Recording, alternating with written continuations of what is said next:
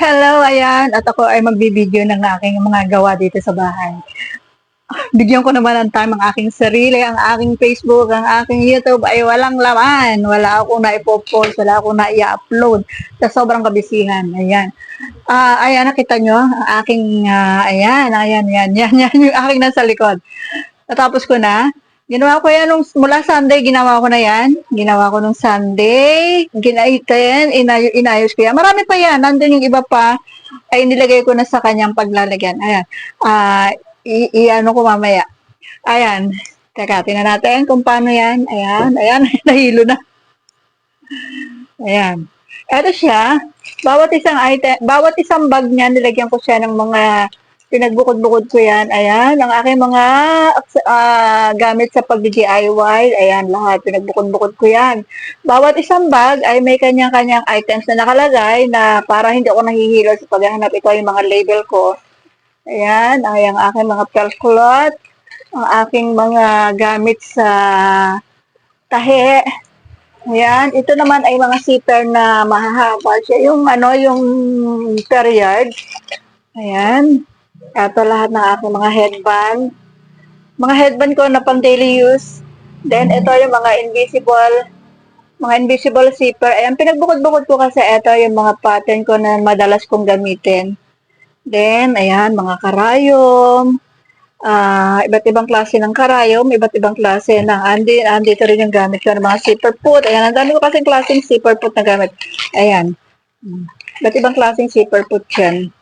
And, eto ang aking mga yan, oil cutter.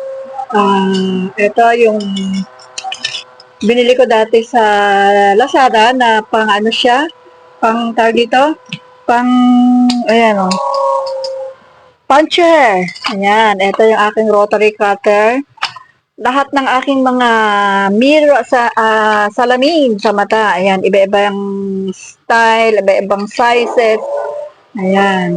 Then, ayan ang aking mga tools sa machine. Ayan, tape measure, lahat yan. Lahat ng klase ng tools andyan.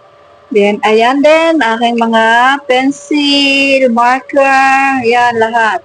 Then, ito ang aking mga yung mga malalaki, syempre hindi nakasya dito. Ayan.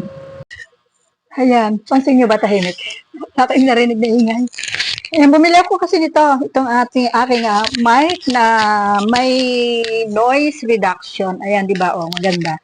Tinry ko na yan, kaya nakita ko na effective siya sa paggagawa ng mga videos. Ayan.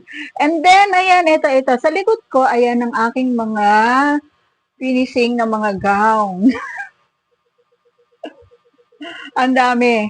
Kailangan yan, by Friday, kailangan matapos ko yan. And then, bukod pa dyan, marami pa. Marami pa akong finishing. Kita nyo yung tambak na aking mga tela. Hindi ko pa naaayos.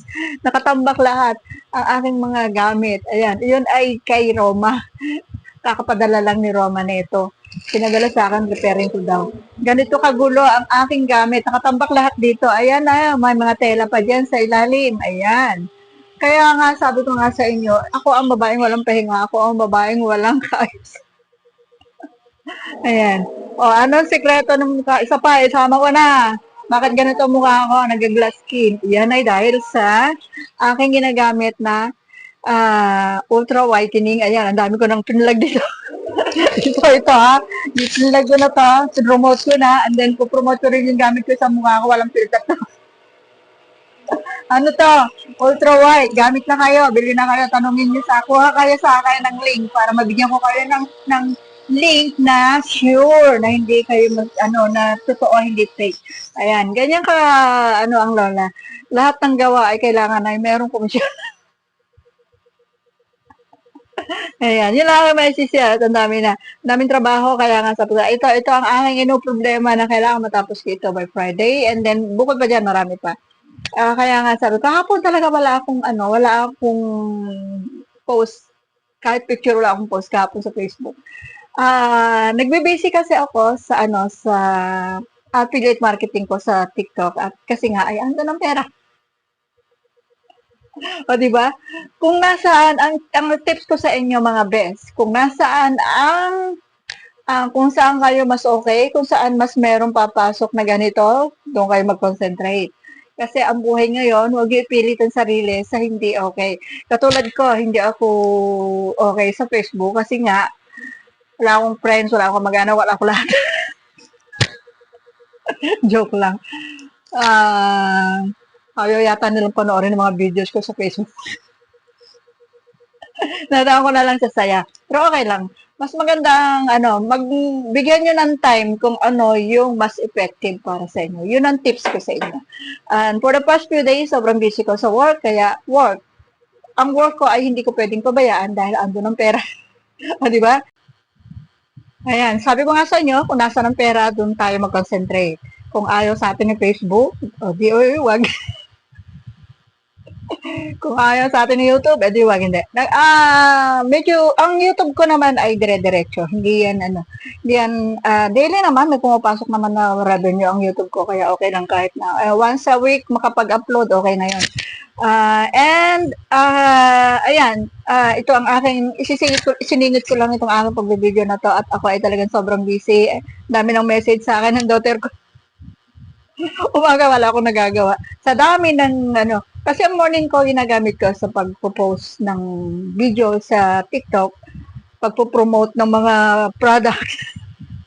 And then after lunch, syempre kakain pa ako ng lunch din. After lunch, ayan, trabaho na dito sa akin siya. Ayan, ang aking background ay ang aking trabaho. Yun lang aking message share. Thank you so much everyone. Bye-bye.